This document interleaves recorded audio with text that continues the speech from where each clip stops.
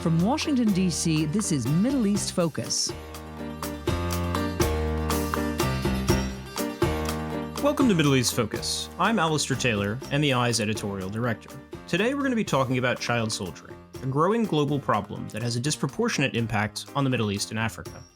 To discuss this important issue, I'm joined today by two great guests, Mick Mulroy and Eric Ulrich. Mick is a retired U.S. Marine, former paramilitary operations officer in the CIA's Special Activities Center, and a former Deputy Assistant Secretary of Defense for the Middle East. Eric is a retired U.S. Navy SEAL commander from the Naval Special Warfare component of SOCOM's Joint Special Operations Command. Mick and Eric are senior fellows with MEI's Defense and Security Program, analysts for ABC News, and co-founders of the Lobo Institute. Mick, Eric, welcome to the program, and thank you very much for joining us today. Thanks for having us. We appreciate it. Yeah, thank you very much, Alistair. Mick, let's start with you. Can you give us a sense of just how big of a problem child soldiering is, both around the world and in the Middle East in particular?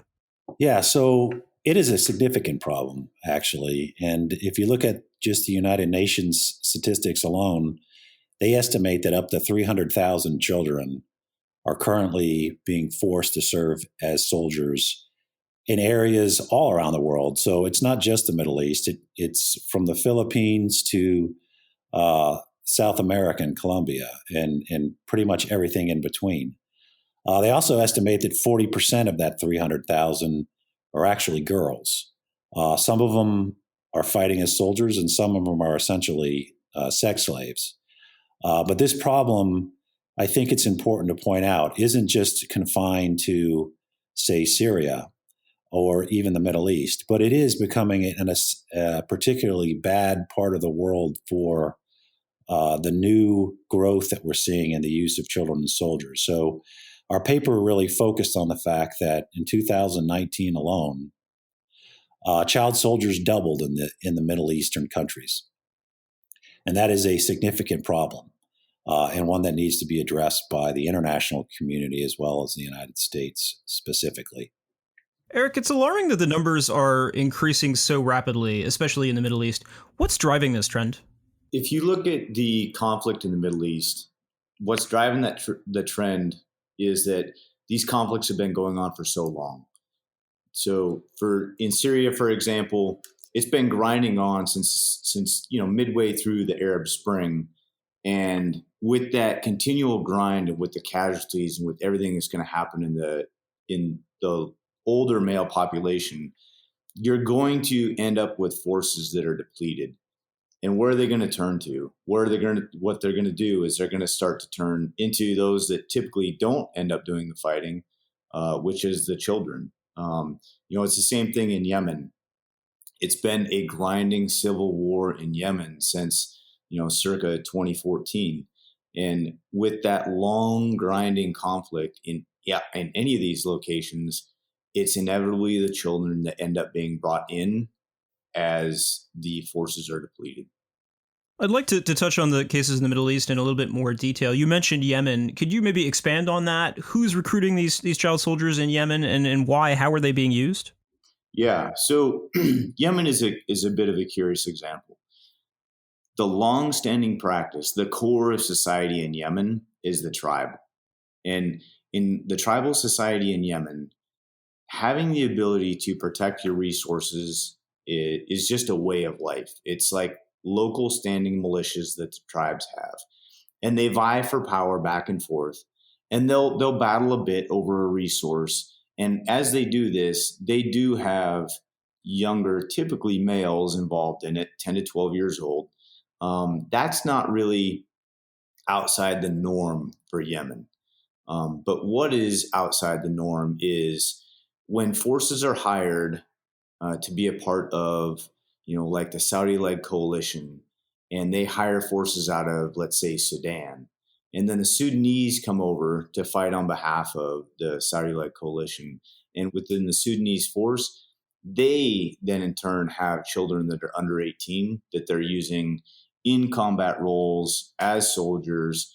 And that's really, really one of the main driving points that we were putting forth with our paper.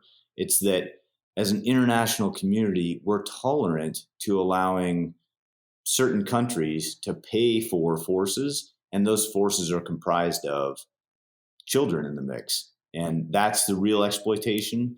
And that's a real exploitation by children that's quite easy to solve. It's really just international recognition and international exposure and an international stance that that's not okay. Yeah, and Alistair, just to kind of foot stomp what Eric just said, if you look at Yemen, so 70% of the children that are used in that conflict are used by the Houthi rebels, which are specific enemies to the United States and obviously attacking our partners in the region. That's obviously unacceptable, and we have no problem calling them out on that. But to Eric's point, we have the Saudis, who are the partners I just referenced, that are using children from Sudan to fight. And in order to really put an end to this practice, which I think every adult in the world should agree with, we're going to have to hold our partners as accountable as we hold our adversaries. And that's where we really tried to emphasize in this paper. Mick, one of the other cases that you discussed in your paper was the issue of ISIS and the caliphate in Syria and Iraq, where it placed particular importance on the indoctrination of children, kind of training and recruiting them into its ranks. I'm curious if you could kind of elaborate on that a little bit more. How did the group use child soldiers, both on the battlefield as well as in its propaganda? Yeah, so to start with, it's good to look at where we are and where we came from. When it came to the fight against ISIS in Iraq and Syria, the United States obviously partnered with a very substantial and effective partner in the SDF and built them to a point where they were effective in finishing the caliphate and liberating millions of people from their despotic rule. So I think it's important to point them out, and it's also important to point out that they're one of the few and most recent non-state entities that has actually gone to the United Nations and sworn not to use child soldiers. General Mazloum, the leader of the SDF, specifically did that, and they deserve credit for that. So not only are they very effective fighters, but they're doing the right thing in the right way. Specifically to the way ISIS use children. I mean, their nickname, if you will, is the Cubs of the Caliphate. They've used them in propaganda videos in the most horrific of ways. Essentially, we have prisoners that are paraded out for video and to put on international social media, and then we have children required to do things as horrendous as decapitate them with knives. I mean, part of this we see with indoctrination of child soldiers worldwide. They get them to do something that is so horrific, whether it's something like I just described or killing a member of their family, because it detaches them from society and it gives them sometimes a very real impression that they will never be allowed back into their village, into their home, into their family even. And that's part of what they've done in a very brutal way in ISIS. It's also really important to point out that the fight isn't over. Like, our efforts there have been successful, and I think that should be recognized. But the stabilization part that has to come after, the physical defeat of the caliphate is just as important. And that includes de-radicalization, and those that need to be de-radicalized are a lot of these children. If you look at Al Hol camp, it's about 74,000 people, 60% of which are women and children. If we don't do anything to try to assimilate them back into society, both economically, socially, psychologically, they're the next generation of ISIS.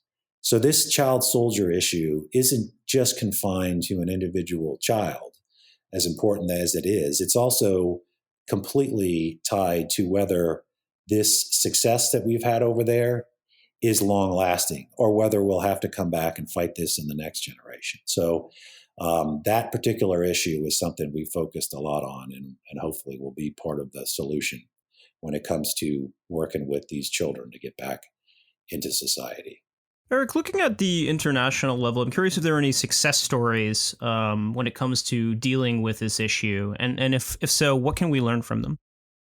There is a success story, and it's a story that if you look at the global awareness and the global messaging and things, you will recognize it. And it really centers around, the example I use centers around Joseph Kony and the Lord's Resistance Army of northern Uganda and South Sudan.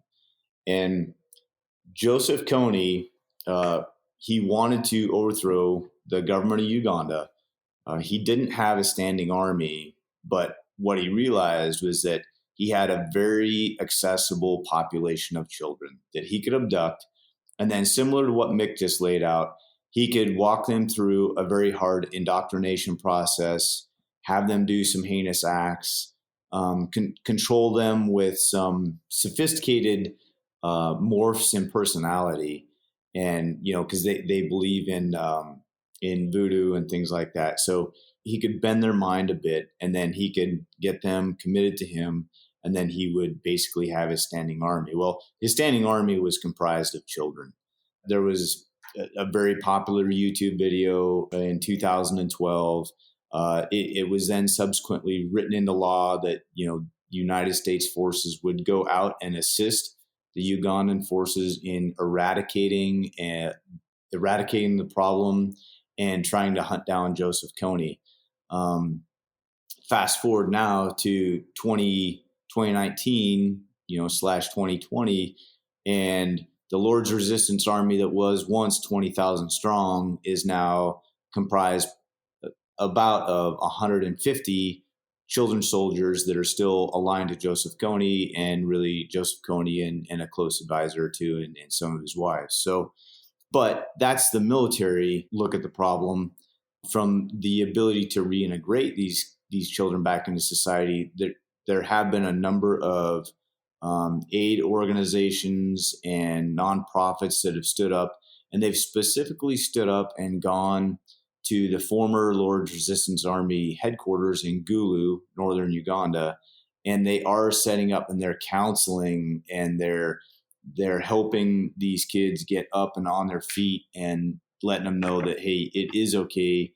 You can be forgiven. You can be a productive member of society. And they're reintegrating them back into society with jobs, with emotional support, and, getting them plugged back in. So it is absolutely a success story. And one of the people that both Mick and I came in contact with is he and I were working in Uganda in our military and our CIA roles, was a rehabilitated child soldier. His name is Anthony.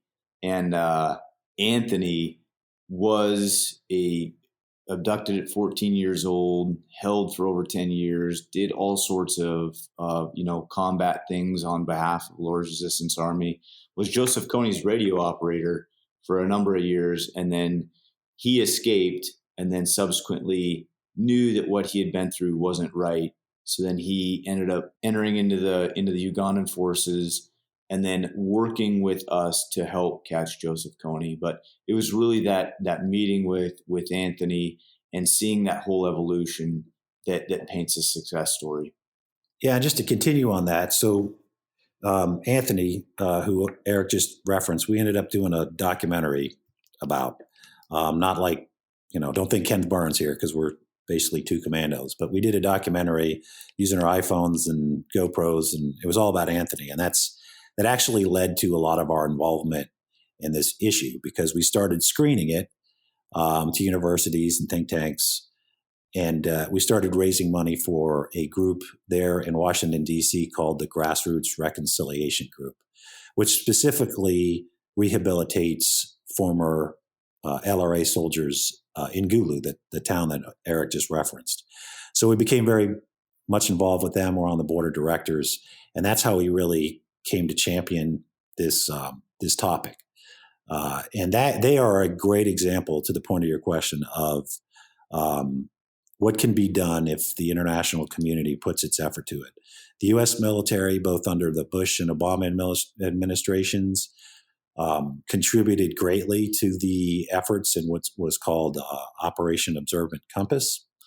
And they did so in a very unkinetic way. It was mostly influence operations to get these kids to just come back to their village. It was a very unusual campaign, but it was successful, as Eric just pointed out. And then the NGOs came in right after that, really did some great work. So much to the point where these NGOs are now looking to expand in other parts of the world, because they've done Nothing's perfect there, but they've certainly done a lot of good, and they've learned a lot of lessons that they can take to places like Syria and places like Yemen. That's really encouraging. On this issue more broadly, as you referenced earlier, this seems like the sort of issue that all adults should support, and it seems like a kind of issue where rallying international support should be easy. Why isn't more being done about it? So I think one of the things we point out in the paper is pretty easy to sign these protocols, right? So the OPAC, which is an optional protocol against use of children as soldiers, was signed by, I think it was 180 countries. Don't hold me to that. You have to look it up. And there's only 194 countries. So most countries did sign it. The problem is it's easier to sign and I guess it's harder to enforce. If you look at the evolution of how children were used in conflict, originally children were used primarily as messengers. They would guard facilities that were far behind friendly lines. But with the increase in the lethality and the lightness of weapons that you see in the modern battlefield, children are becoming much more in the combatant role because, quite frankly, they're inexpensive, right? They literally are easier to manipulate to do things that adults would question the logic of. They are cheaper to maintain, food, etc. And they, quite frankly, can endure hardships that adults cannot. And now that they can carry an AK or even a PK, which is a more of a crew served weapon, they can cause just as much damage and lethality. So these countries are looking at them, obviously not in a moral way, but as a practicality way, in deciding that they can use children more effectively. And also, to the point that Eric made earlier on, these wars have been dragging out for a long time, and they've obviously caused a lot of casualties on both sides. It's obviously not an excuse. The bottom line is the international community has to have every nation sign on to this OPAC, and then it has to enforce it. So if nations signed on and then decided that they were going to use them not just with their own people, but also proxies, like we pointed out before, they have to be held accountable, and the nations that are doing the right thing need to ostracize them, quite frankly. And then we have to really focus on these non-state actors and the need to ensure that they too are abiding by the agreements of which they've been required to sign. Just following up on that, how do you apply leverage to the non-state actors? Presumably it's a little bit harder to get them to decide on something like this than it is countries. So one thing I think we can do is most of these non-state actors are supported by states, right? It's not always the case, but I think it's probably a vast majority of the cases where you look at non-state actors. We already mentioned the Houthis, which are supported by Iran in many ways. Of course, they are part of the overall what will be the state. But if you look at even the SDF, right? So the SDF is a component inside of a war-torn country. We put pressure on them because we the United States provided a lot of their support, and they willingly went and signed on to the protocol. That's a good example. But then you have also terrorist organizations who, it's very difficult to put leverage on them other than to actually directly militarily confront them. But they're getting their fighters from somewhere. And the more we can do to support the countries and push them not to allow their youth to be used in this manner, the better. And it's going to be something that is going to have to be consistent. It's not just going to be a signing at the United Nations that's going to end this. It's going to be consistent exposure and discussions like this, and this podcast, these papers done by many other people. Because as we all know right now, there's a lot of things going on in the world. And this might not be the top of a lot of people's lists. But, from our perspective, it's on the top of our list, and we're going to keep making sure that it's in people's faces and that people are forced to deal with it and hopefully be part of the process of ending it. We're running short on time, but any final thoughts before we wrap up, Eric? Yeah, just working as a soldier, in the war on terror for 20 plus years, what really brought this home was meeting Anthony there in Uganda and experiencing through him the realities of what happens here with these children that are exploited. And then just watching the battlefield and seeing how other children were stuck in the same sort of a quandary that Anthony had been when he was a child. That's really what made this resonate with me personally. And then upon analyzing it and realizing that there were well-respected countries involved in the UN that were still kind of exploiting this, the exploitable, it made it personal. So, as Lobo Institute and through our nonprofit End Child Soldiering, we're extraordinarily dedicated to it. And we've just kind of seen it firsthand, and we've met some of these child soldiers. So we know the situation that these children are in, and we're trying to rectify something that honestly could have a profound impact on a lot of exploitable youth. That's really how we got so heavily involved with it. But I would like to point out that this isn't unique just to me and Oli. We're just representations of people who've served in conflicts, most of our career, but there's a lot of our brothers and sisters out there that have as well. And it's one of the things that's not talked about that often. But if you look at the 14 countries that the UN has identified as the most egregious when it comes to the use of child soldiers, they're most of the places that we're deployed to around the world, whether it's the Department of Defense or the Central Intelligence Agency. So in many ways, our voices are many when it comes to seeing this on the battlefield and wanting to see it stopped.